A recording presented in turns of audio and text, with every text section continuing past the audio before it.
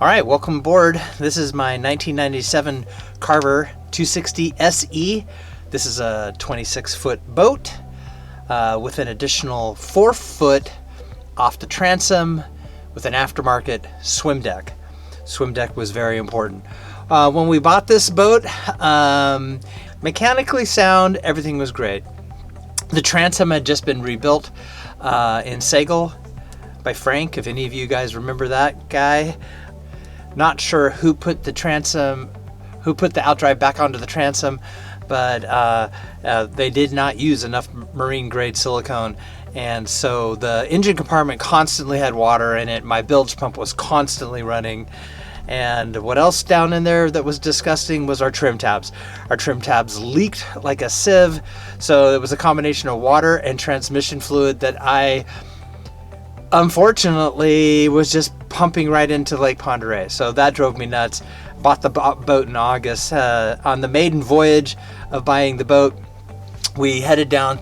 I get down to Holiday Shores. I put the gas in the boat. I pull out back onto the road. I hear a very large clunk, and I think the trailer is just protesting, and I did not make it another 2 miles, and my wheel caught on fire almost. And so there was the first day. That story I'm telling you is because I took it to Brown's, and because of COVID, I didn't get my trailer back until, holy cow, there was ice and snow on the boat when I retrieved it from the marina. So maybe November. I think it was right after Thanksgiving I was able to get the boat. All new bearings, repack, reseal, all new brakes, all new components.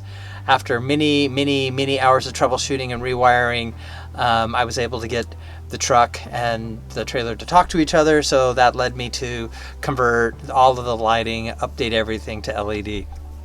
Okay, the boat taking on water was very troublesome to me, so I removed all the trim tabs. I got rid of that. Bennett had a trim tab electric conversion kit, so I installed the electric conversion kit. Still trying to address why water was coming into the boat. The transom was not sealed to the outdrive with enough silicone. Addressed it, used the proper silicone. Now the boat takes on no water. The other upgrades that we did to the boat, it had one bad battery in it, so I got rid of that, did some research, went to West Marine in Seattle and picked up a Northern Star, I believe that's the company, still made in America, house battery. I created a new circuit in the boat so I could run the house separately from the engine.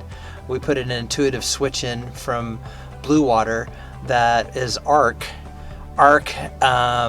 senses when the engine battery is about ready to drop below a safe level, and it switches off the energy, and then you're completely on the house. So when the battery switches to the on mode, it's using both batteries.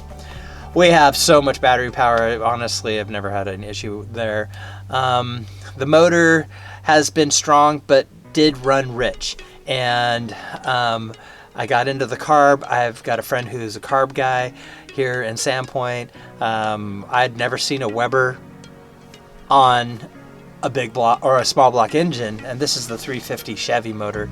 We're really accustomed to see Quadrajets and Holleys, but not a Weber. Anyway, he did a deep dive into it, rebuilt the carburetor. We got new springs, actuators, jets, tuned it. The boat had been tuned at sea level, and because it was purchased in Portland, and now it runs way better.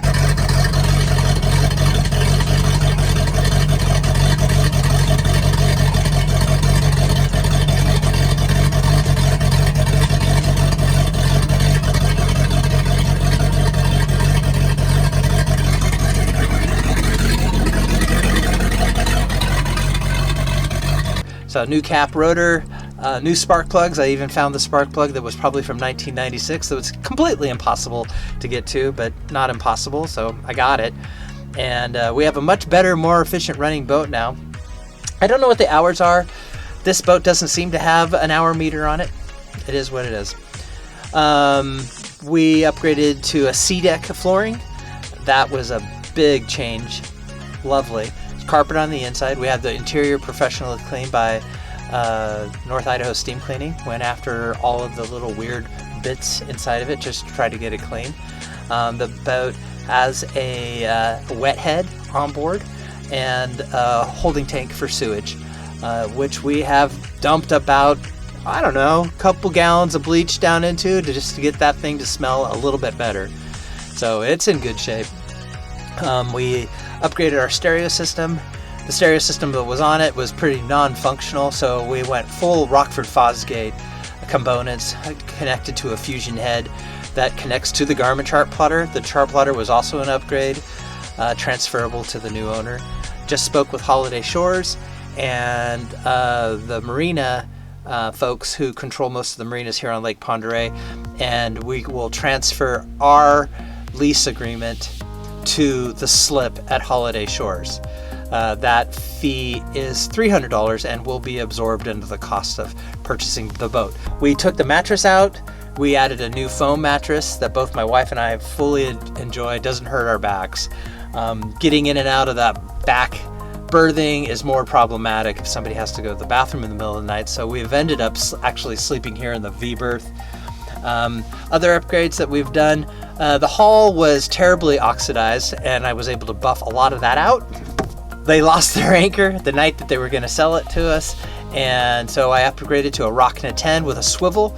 It did not have a lot of anchor rode, so I bought 250 feet of nylon anchor rode, and that is paired up with 20 feet of galvanized 3/8 chain, and that is also paired into another 6 feet of galvanized chain that is rubber coated. The inlet through the deck through was too small, so I hogged that out, bought a better one on Amazon, installed that. I put in a dual battery monitoring system where the old stereo was, and that came out fantastic. Boat does really great. I think on average day on the lake, if I fill up at Hope Marina with $100 in fuel, I'm pretty much solid for the entire weekend. It cruises at about 20 miles an hour at 3,000 RPM. I like to stay a little bit below 3,000 RPM. And that's about it. If you're interested, I'll follow the links below that I've posted. If you have any other questions, currently it's inside my shop here in Sandpoint. I'm actually over in Kootenai. If you're interested to come check it out before we dip it in the lake. By the time I post this, I'm hoping that it's at the marina.